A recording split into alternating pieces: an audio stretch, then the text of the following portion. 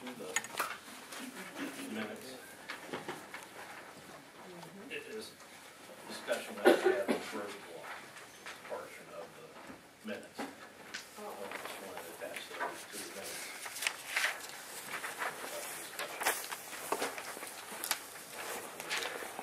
Yes.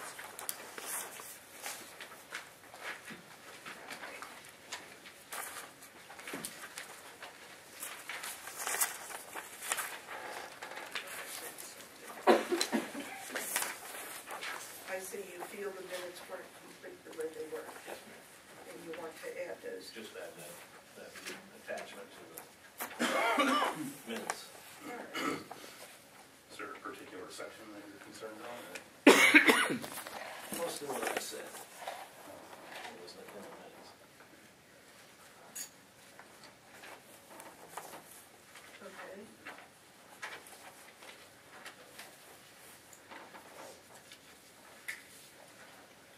With that in mind, do I hear a motion to, Amend the minutes. yeah, first of all, I guess we have to amend them. So, a motion to amend the minutes as requested by Mr. Moon. I'll make that motion. Second? I'll second. Good enough. Roll call. Mr. Lewis? Oh, I'm sorry, sir. Mr. Gustafson? Yes. Mr. Moon? Yes. Mr. Bartlett? Mrs. Crudup? Yes. Thank you. You're welcome. Now, do I hear a motion to accept the minutes as amended? Yeah, I'll make that motion. Second. Roll call. Mr. Lewis? Sorry, and Mr. Gustafson? Yes. Mr. Moon? Yes. Mr. Bartlett? Yes. Mrs. Crudup? Yes. All right. Revisions to the agenda, sir. See, I have a request to move up 2 items under current business closer to the front of the meeting because we've got a couple people that want to talk to those but have other commitments. And that's discussion regarding Main Street facade guidelines and discussion regarding website development. All right. And do you not want to drop a, We will be, the Council Bill number 2106 under resolutions and ordinances, if we can reschedule, if we move that from tonight's agenda, we'll reschedule that for the next meeting. thank you. Do I hear a? And then, Nobody tells me that. I guess that's it.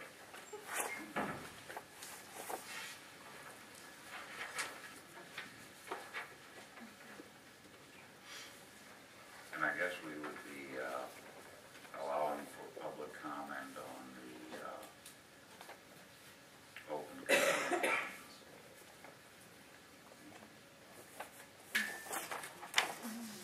Okay, you're going to have comment on that? Right. Okay. That's already under current business, right? Yeah. Okay. All right. With that, do I hear a motion to revise the agenda as requested? Second. Roll call. Mr. Lewis? Yes. Mr. Gustafson? Yes. Mr. Moon? Yes. Mr. Bartlett? Yes. Mrs. Crudup? Yes. Okay. Next item is the letter from Comcast. You want- We received a letter from Comcast, and it's basically indicating that effective March 27th, there will be a change in channels. They're not eliminating or adding any, but they're just moving 2 channels, the Weather Channel and EWTN, from the limited basic level of service to the digital starter level of service. So actually, they're taking off 2 channels for people that just have the basic service. Right, and that information should have gone to, directly to the people that are subscribing to those channels.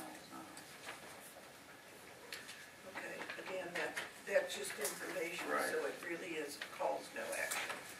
Okay, we have a letter from the Venango County Relay for Life requesting use of the Central Avenue Plaza.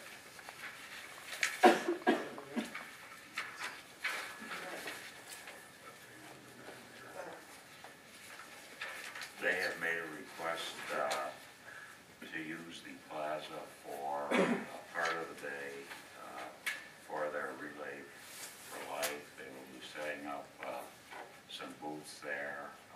I guess there'll be some vendors, and they're just trying to call attention to the Relay for Life, which last year I guess it was done on a countywide basis, and this year they're trying to bring it down to the city level by working with not only the city of Oil City, but also Franklin. And I think as long as they work with the police department as far as getting things set up so that the traffic is handled properly, I don't see any problem with it. Okay, a motion to approve this request. Make that motion. Second. Roll call. Mr. Lewis? Yes. Mr. Gustafson? Yes. Mr. Moon? Yes. Mr. Bartlett? Yes. Mrs. Crudo? Yes. All right. And we have a letter.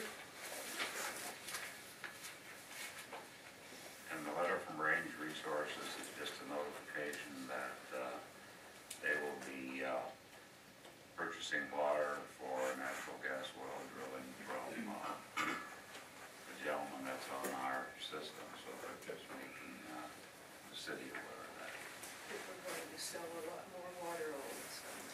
Right. He's acting as a reseller of water.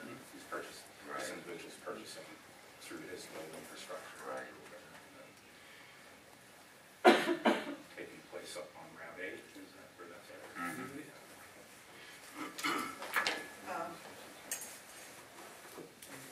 Water management plan, okay, so this is already a business up there and they're going to purchase through him. Okay. Do they qualify as a bulk purchaser or not? Well, he's got the facilities up there, as I understand it, to sell it in bulk. Okay. There again, that's just a matter of information, so, okay. We certainly have the capacity, right, market our water. Okay. City manager's report.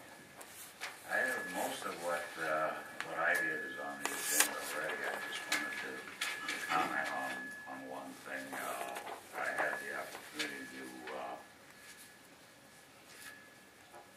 address the Southside Neighborhood Association, and Judy did a nice article on it, but I just wanted to comment on the headline in the sense that I don't know if rev up is the right word, because it's kind of like when you buy an old vehicle and you want to fix it up, if you rev the engine up too soon, you can pull.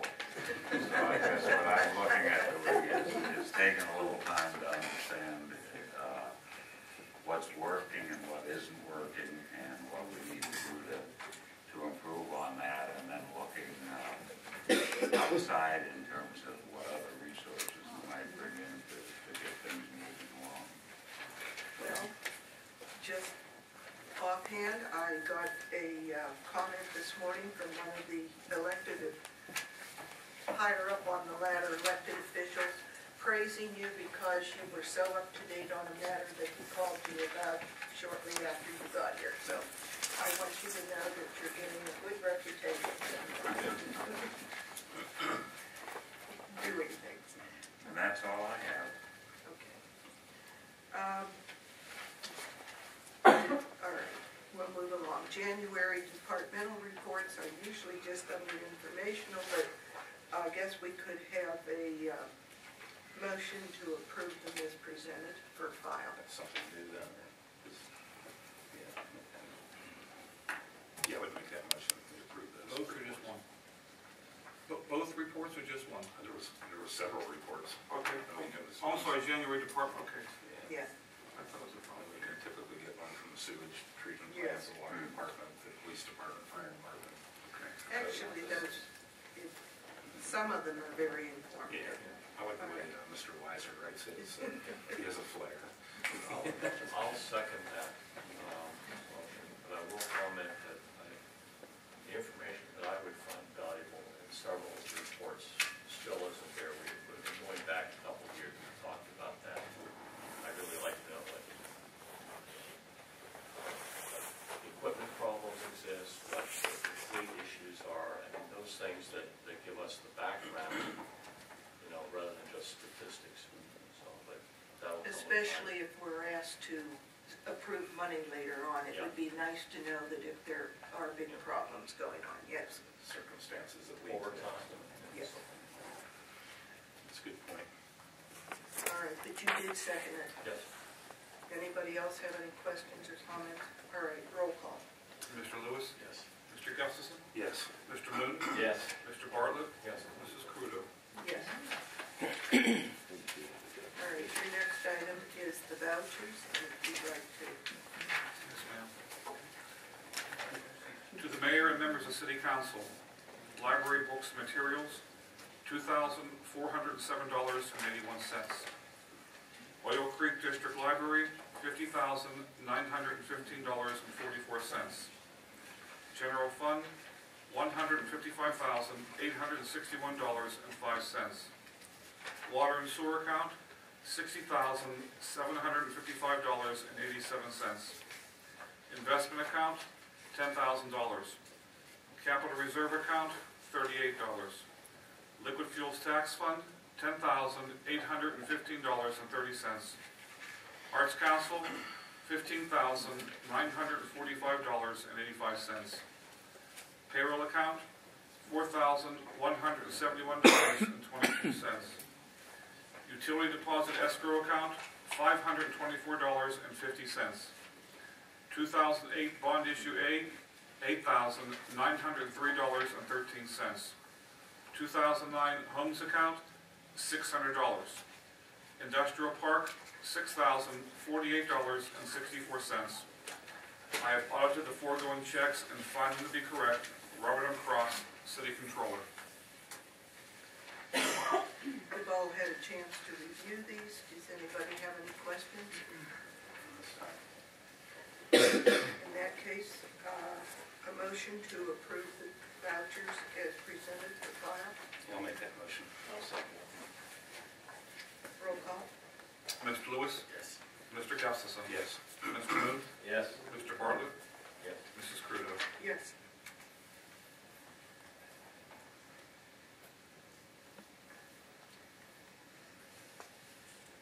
Would you like to address the business of the contract? Basically, the city and the IBEW Barbie unit have reached agreement on a new contract. We've drafted the specific language that had to be done. It's been reviewed by the union business agent, so we basically have an agreement that's ready to at least approve. Thank you. And you people have all had, you gentlemen have all had an opportunity to review this prior to this. Do you have any questions or comments for the city manager? No changes since the last meeting we had executive session. No. That's right. You showed us the changes. Yeah. So I'd entertain a motion to accept this contract. Motion. Second. Roll call. Mr. Lewis? Yes. Mr. Gustafson? Yes. Mr. Moon? Yes. Mr. Bartlett? Yes. Mrs. Crudo? Yes. So now we're looking at permission to bid the garbage recycling contract. The current contract was a 3-year contract that will expire July 1 of this year, and so now we're in the process of putting the new bid specifications together, and we'd like to get them out early enough. So I guess they went out in March of last year, so we're making a request us to go ahead and put that out for bid again. Sounds reasonable. Does anybody have any comments before it goes out for bid? Or Just in your memorandum that you were gonna evaluate the number of locations. Right, we have to update some of the different things. Okay. A motion to approve to give permission to go to bid for the garbage recycling contract. Roll call. Mr. Lewis. Yes. Mr. Costas. Yes. Mr. Moon. Yes. Mr. Bartlett. Yes. Mrs. Crudo. Yes. All right, the next item was the council bill we're delaying till a later date. So we'll continue with a memo from Chief Hines regarding a probationary period as a lieutenant. You want to move a couple of items Oh, forward? Right. I'm sorry. Time out. We're going to go, mark it on the wrong one, I knew I'd do that. Okay, we're going to go, who wants to be first? Main Street facade or the website? I'll go, mine's probably faster.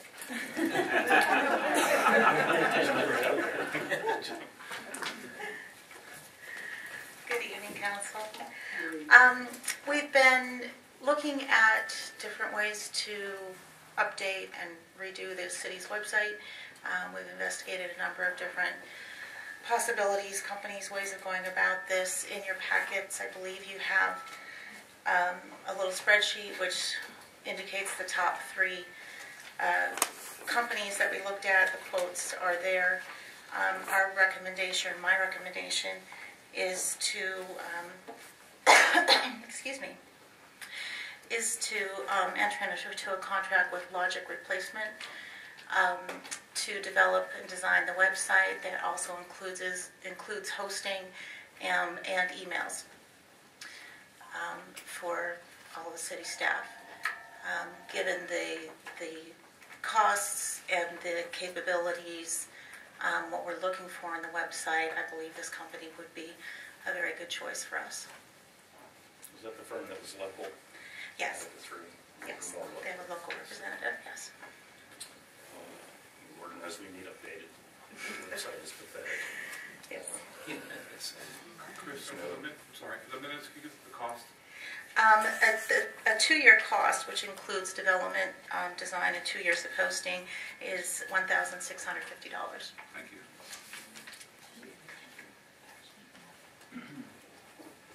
About after development, then what would the annual cost be? Annual hosting cost is $200 a year, and that includes unlimited email addresses, and with the city employees, that's quite a number of emails. I'm assuming that it would be the city users and transparent, their emails would stay the same and all of that. Yes, the domain name that we have, oilcity.org, would transfer over to it. And I also assume that this is a system that would allow city staffers to update events, calendars on a daily basis. Yes, and actually this company is able to design it so that each department would have access to their pages and information. I think one of the issues they had previously is that anything that needed to be changed had to go to one person, and everything kind of got bottlenecked. This way each department will be able to update their own information, so everything will be done in a very timely manner. I liked what I read in the information you received. Okay. And I'm glad to hear you're working on that. Yeah. I have a question I can't clearly understand. This is website design. We have a Logic replacement of 1,650, and then the deluxe, and the Civil Plus. Which one of these projects which one of these categories do you? The first Logic replacement is the recommendation that I'm making. How soon would they be able to begin that? As soon as we can get the contract signed with them. And from what I've been told, and I have talked to two other local businesses that have worked with this gentleman, so they've had great experience and very responsive to their requests and needs and changes and things. Can you include that panorama photograph?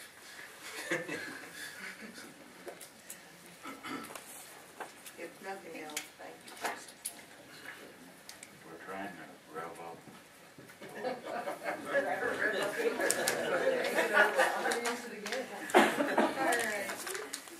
And it's saying discussion, but I assume we have to give her permission to go ahead with this. Right. Okay. It's to accept basically that proposal that is. Okay, do we have a motion to, I'll move. Since, law second. roll call? Mr. Lewis? Yes. Mr. Gustafson? Yes. Mr. Moon? Yes. Mr. Bartlett? Yes. Mrs. Curley. Yes. And with that, we'll move on to the Main Street facade guidelines.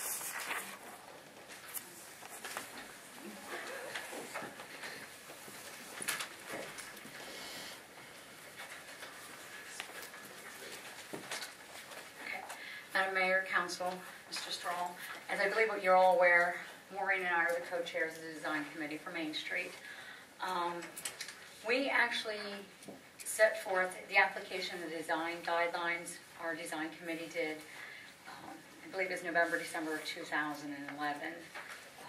Since that time, we awarded 11 downtown applications, approximately $25,000 in facade funding, over $20,000 in facade funding. Since that time, we've been looking at our guidelines. Obviously, different buildings have different quirks to them, different owners have different questions and comments. And our board, the Main Street Steering Board, has come with us with some questions. So due to that fact, we have decided that we're going to revamp our application and our guidelines. One of the concerns, one of the minor concerns was when we first put forth our requirements, $5,000. We allowed $5,000 for painting, for signs, for some of the other things. We have since then have noticed with the awnings that have come in, awnings are coming in a lot higher than we had anticipated, so we're asking for some of the facade funding allowable amounts to 50% match to be increased. A few of them were actually asked to be decreased. I do believe that everyone has received the actual revisions, and then the highlights and the guidelines, so I don't want to draw this out. So that is just one of the concerns. Obviously, the maximum grant will still remain at $5,000. So the actual guidelines themselves, that's the one main issue. The other issue at hand is, and this is probably the biggest change, and that is currently we had stated that we didn't want any code deficiencies, and it was just kind of listed as that, code deficiencies. Since then, we had been addressed with some other concerns. So we had met with Fire Chief Steve Hines. Of course, Kurt Green is on our committee or comes to our meetings. We've met with him, we've met with the city manager, and we had decided that one of the biggest things that we really need to look at is that to require from each property owner a copy of the most recent commercial fire inspection. And of course that's done every 3 years that's done. Chief Hines had thought that if something was about a year or older, that they would be willing, his officers would be willing to come in and do another inspection to make sure that there's no significant code violations or fire violations. And we had determined that those violations as significant would be determined by the fire chief and or the director of the code administration. So that they will determine what's significant and what's not significant. That sounds like a good idea. And then the other thing is that we really changed was just the hours. We've always required 10 hours of volunteer time. That's always been called out, but in one of our volunteer hours, they had submitted an application, say in September, and all their volunteer hours were like June and July of May before. So it's from the date of the contract on, it's the 10 hours. So really those are the changes. They've already gone through PHMC, and they've already gone through DCED and have received their blessings and approval, so this would be the final step. So we're We asking- thank you. Does anybody have any questions for Mrs. Winter or Mrs. James? I want to commend the committee, because on the Main Street, they put a ton of work into this originally, and then to revamping it to really, address the issues that have come up in the first year of the program. Hours and hours. I guess I would think, once you run through a year, then these issues would appear. And Yes. I'd say it's probably a good time to address them. Things need to be tweaked. Yes, and I think you've done a very good job. Thank you. Thank you. Yes. Is this something that we take action on? or- Yes, Yes. because they are it's the Oil City Main Street program, so we have to approve their. I have a question. Why do I have to abstain from this one? It's not giving you any personal gain. Well, if you don't have an interest in it, No, I have a bill. because you're not a current applicant or anything. No, like not that. current. You're okay. Okay, just want to make sure. Okay? Thank you, Thank you. ladies. Motion to accept? I'll make the motion. Second. Roll call. Mr. Lewis? Yes. Mr. Gustafson? Yes. Mr. Moon? Yes. Mr. Bartlett? Yep. Mrs. Cludo? Yes. Okay. With that, we can go back to the fire department.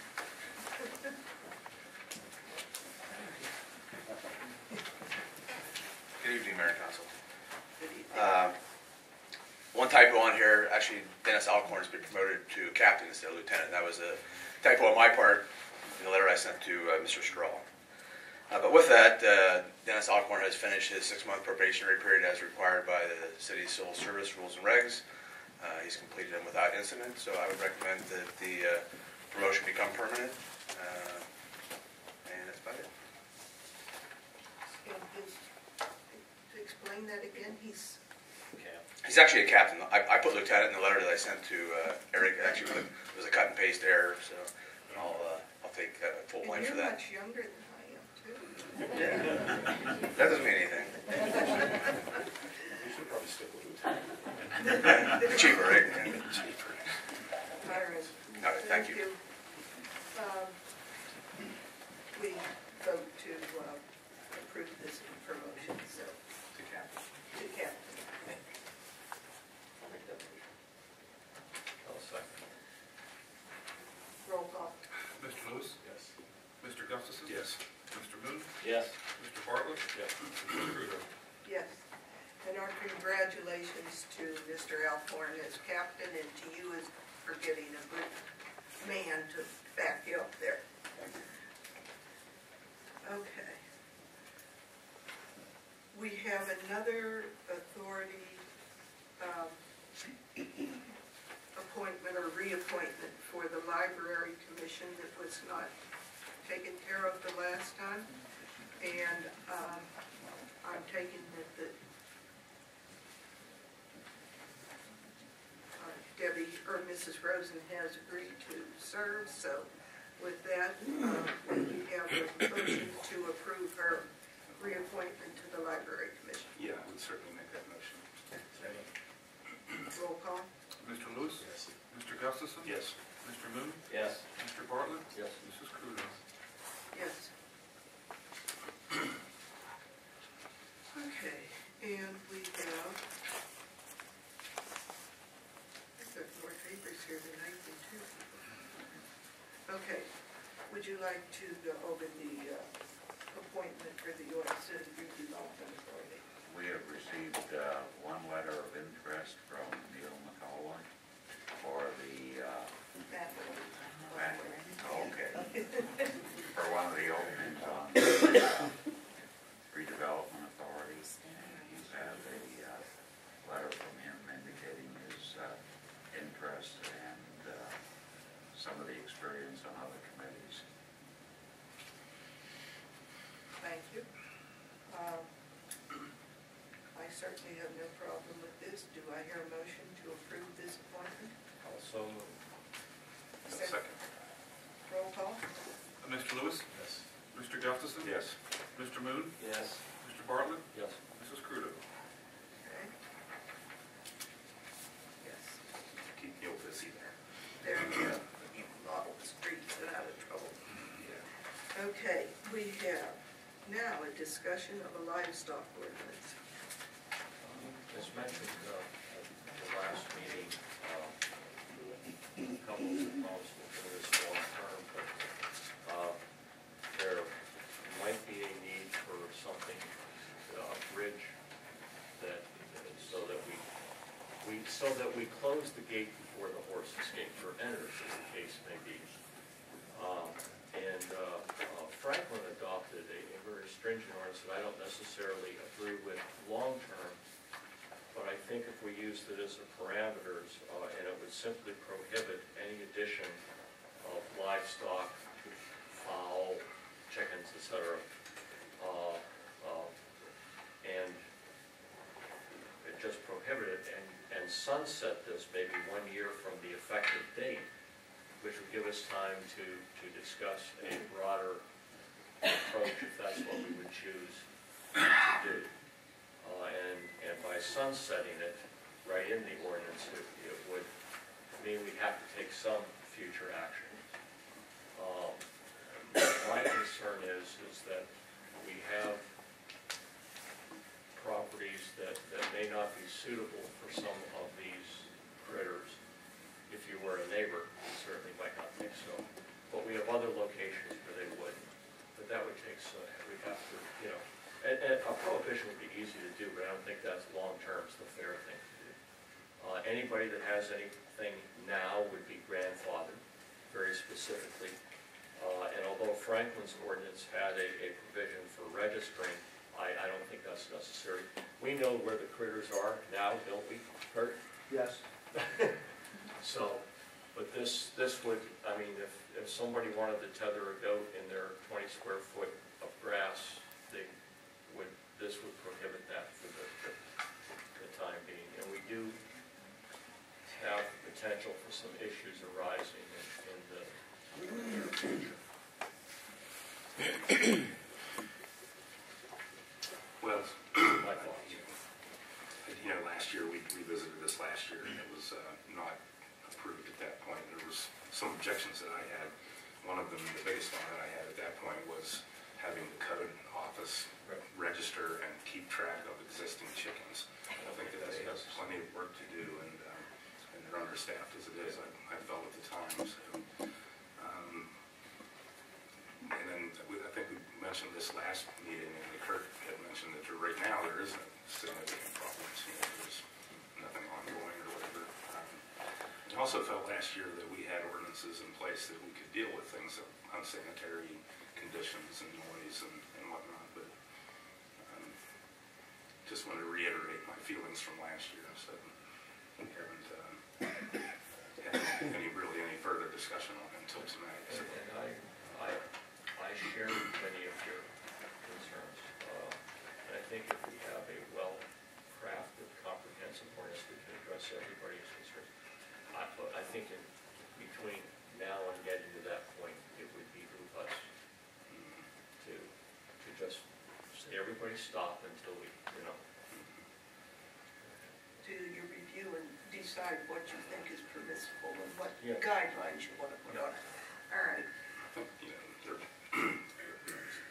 Well, I would be willing to go with that approach. That for right now, whatever is there is grandfathered, nothing more. But again, we turned down the last one because we felt it was too confining or something.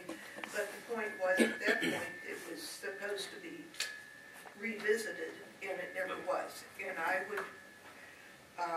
would go with sunshine in a year or even 6 months, with the idea that something else is brought up and worked on in the meantime, or revised to such a nature that it's acceptable to the board.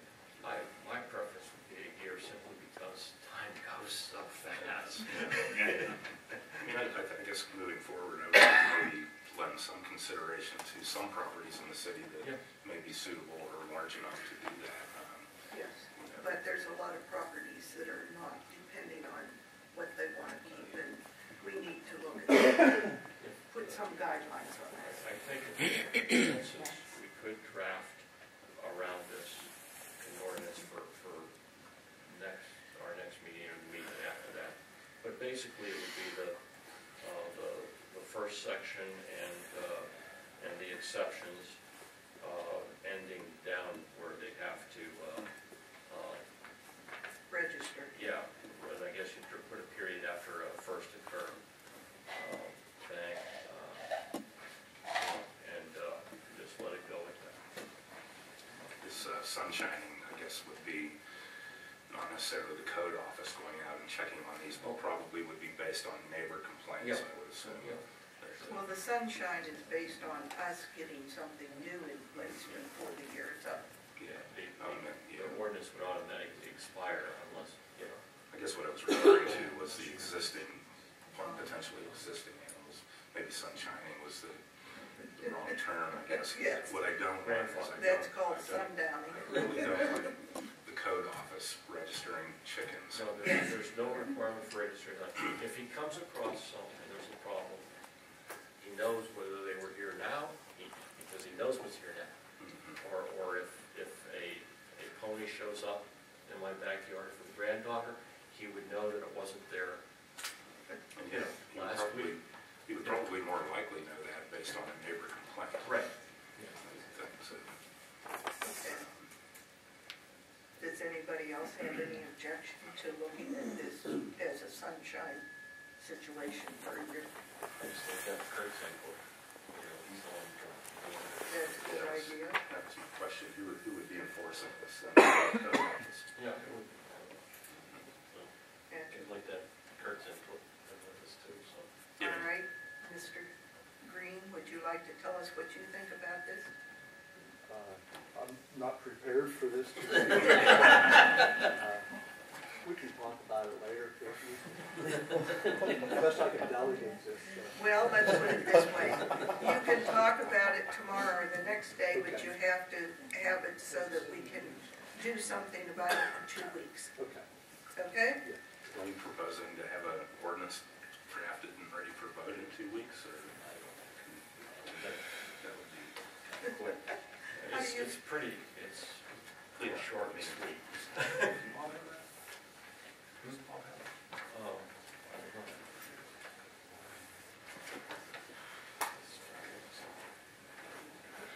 This is Franklin's? Yes, sir. Okay.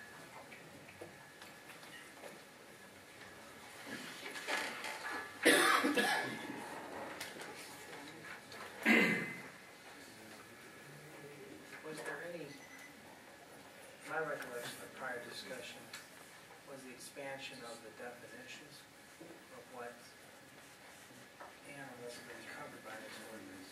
Is that correct? A question was raised whether that would,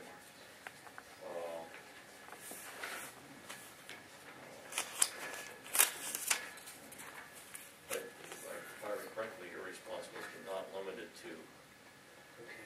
cover that. You'll see alpaca is not listed. Right. But if you see any tweaking there, I'm sure we would. I know there's some concern about what's considered poultry, Yeah, what's that considered was- livestock. You know, I thought there was going to be an expansion of those type of definitions. That was the only thing I recall. think those need to be in there. Oh, I don't know. Well, at this point, it says to maintain any livestock or poultry, including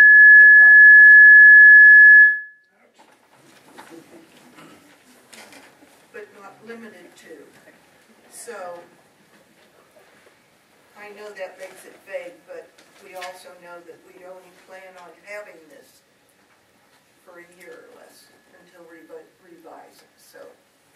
So you're thinking about setting an expiration date. Yes. I would recommend one that it would expire 1 year from the effective date. In other words, if we finally give the final approval, it goes into effect, let's say, you have to have 3 readings, do it like April 1st or May 1st, that it would expire at that date. All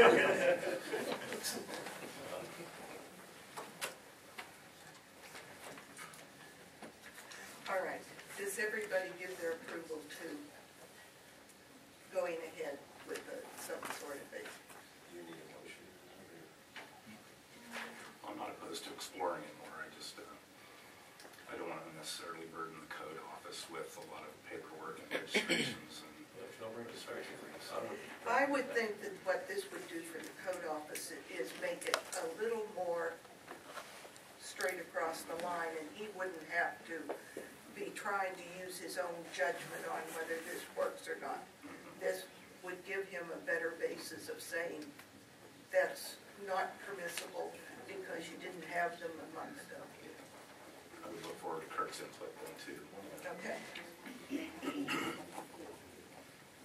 All right. With that, I guess we're going to go ahead with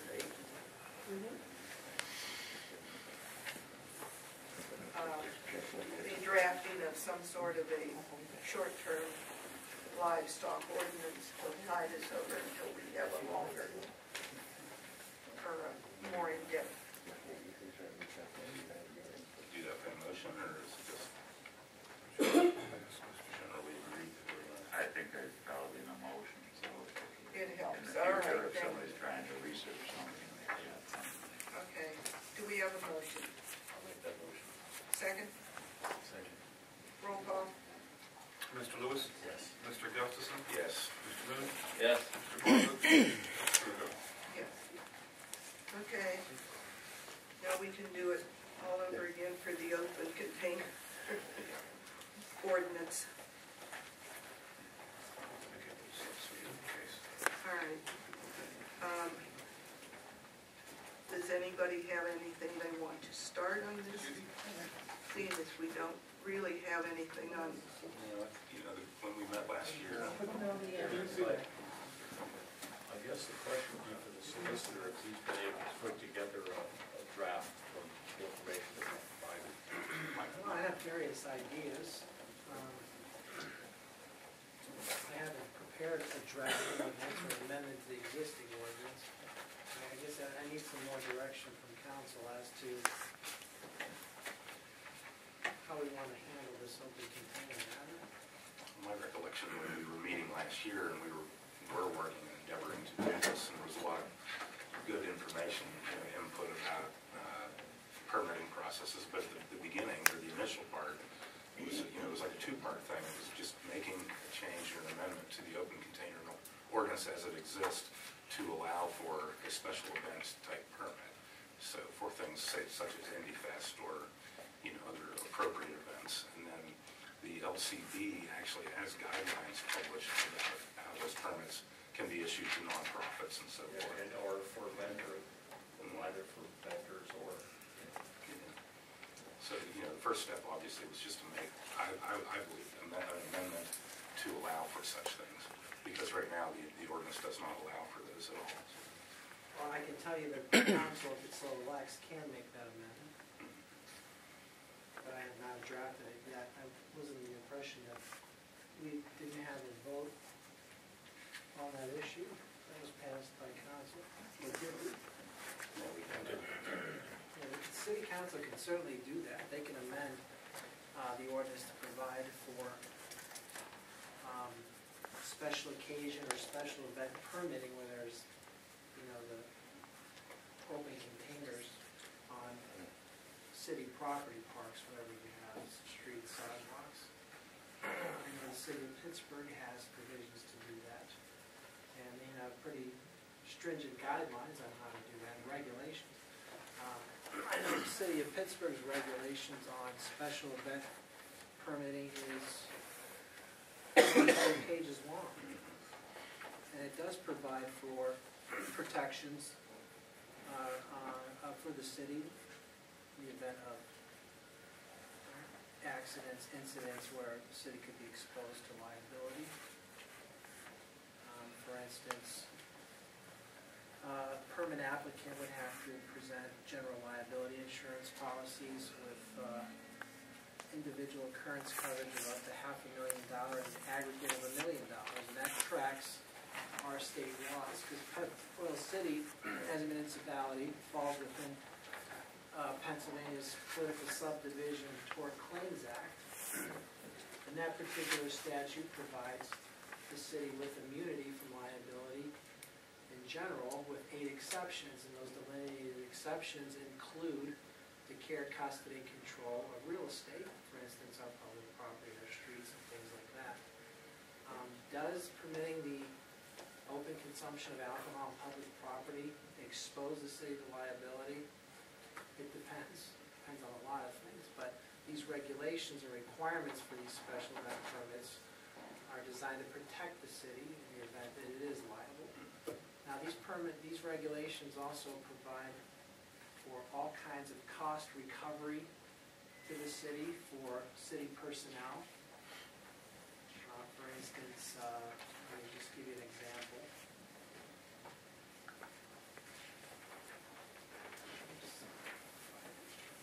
Cost recovery fees for police. They bill hourly rates for police officers, and they bill for parking signs.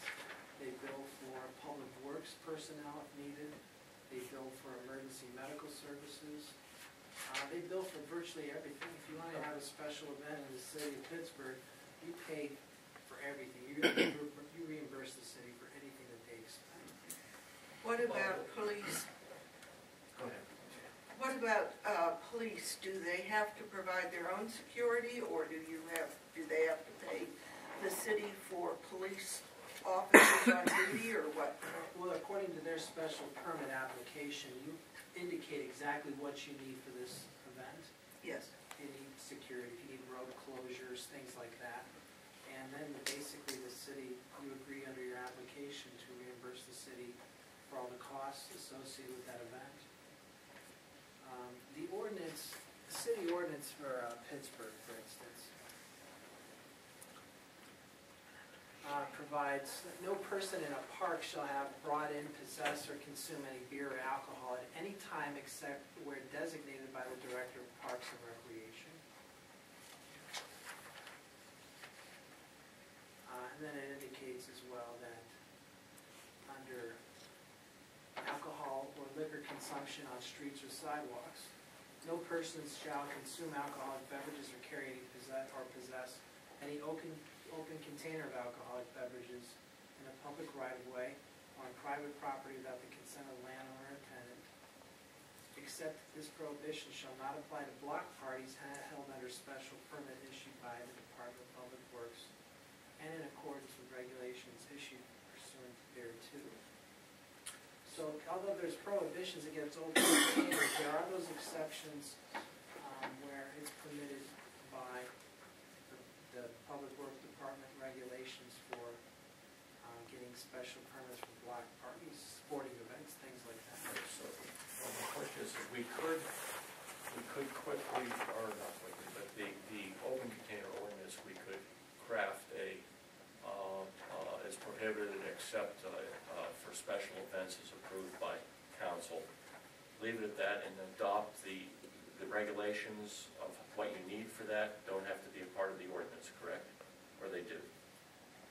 I would, if you're going to do something like that, I would consider providing an exception for participants in specially permitted events or occasions. Yeah, and then we could draft the rules for what Correct.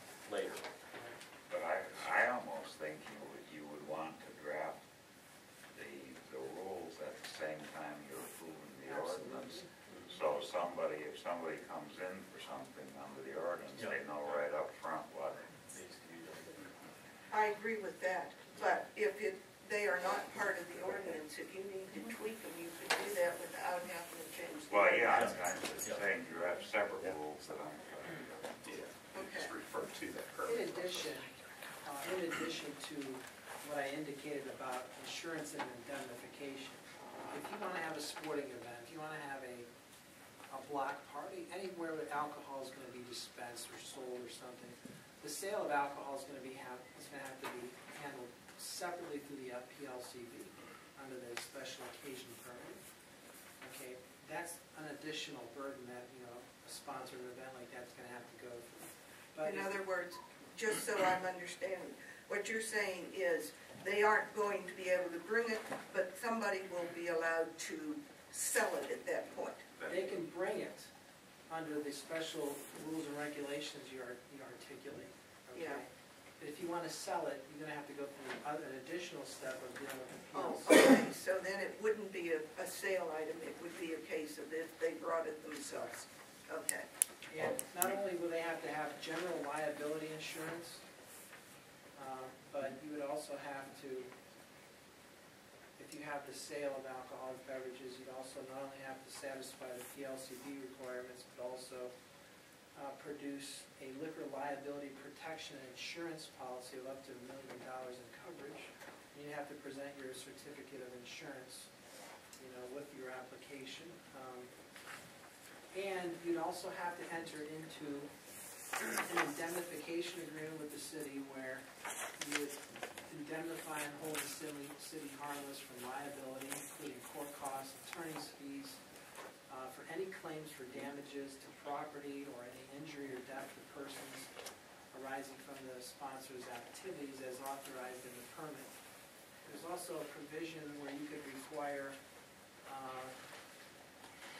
an uptown refundable deposit toward anticipated property damage.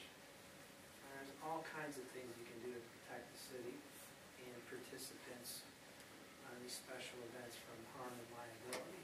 But the problem with this is, if the city is sued and it's, all it takes is one incident, one bad actor, and exposes the city to liability, whether we're going to be on the hook, whether we have these sponsors provide us with insurance coverage, provide us with indemnification agreements, it's not going to keep us out of court. We're going to get sued no matter what. And whenever the city gets sued, that triggers our liability insurance coverage.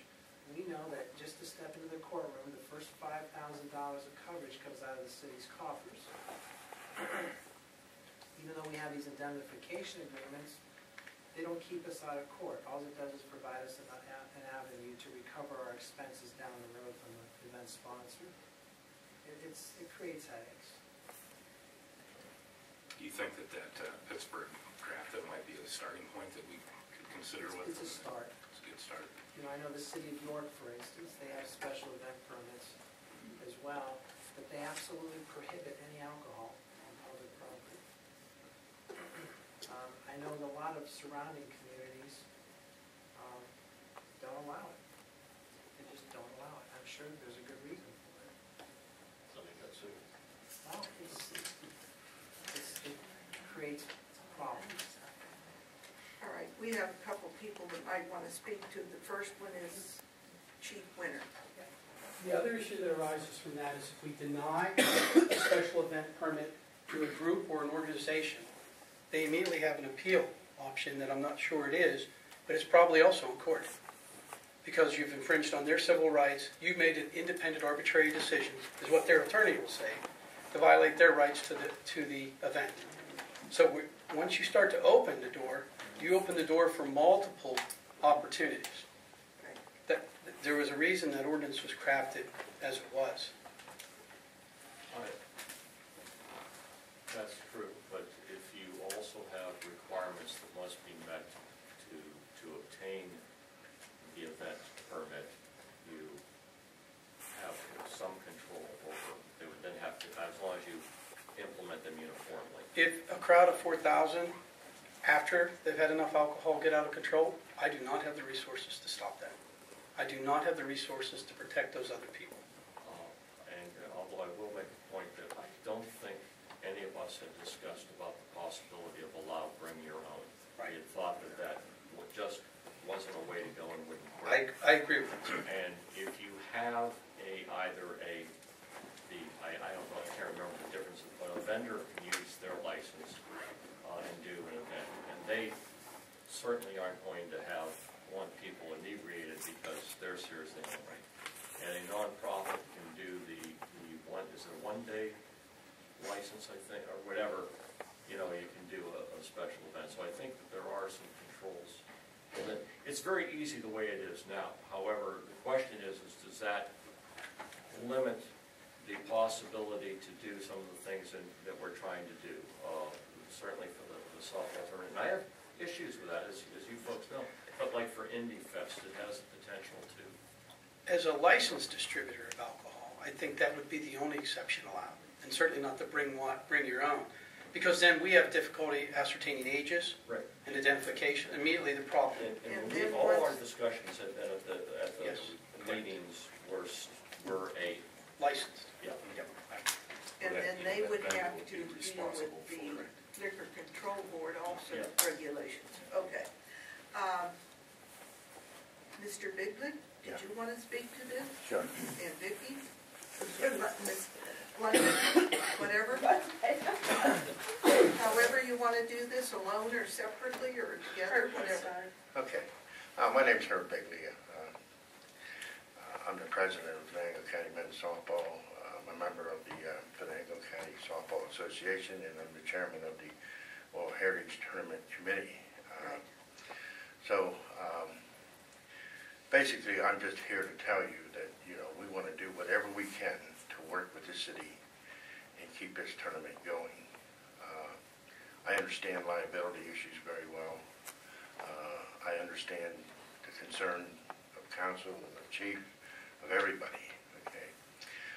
This tournament's been going on for 34 years, and I guess our biggest fault it's gotten too popular. It's gotten too big.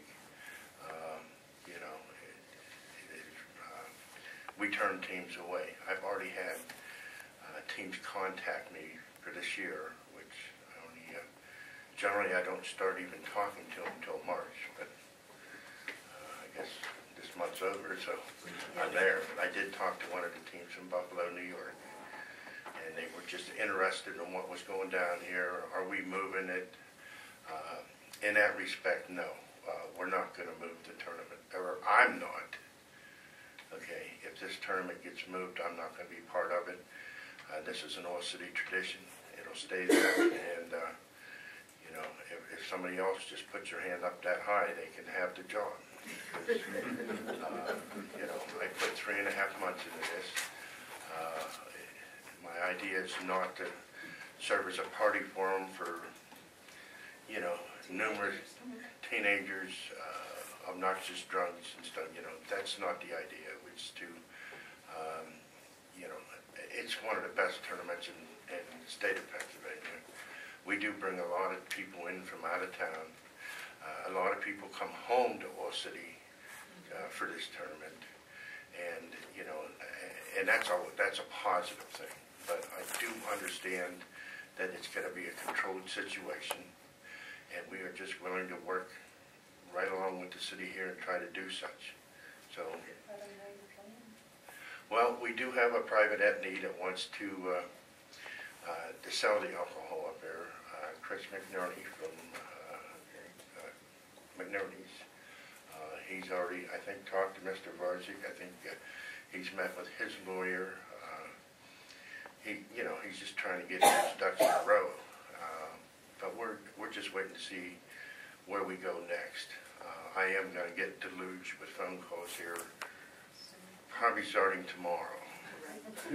Okay, so we're not here to battle. We're here to work with you, and we want to keep this thing going. But we understand what's at stake.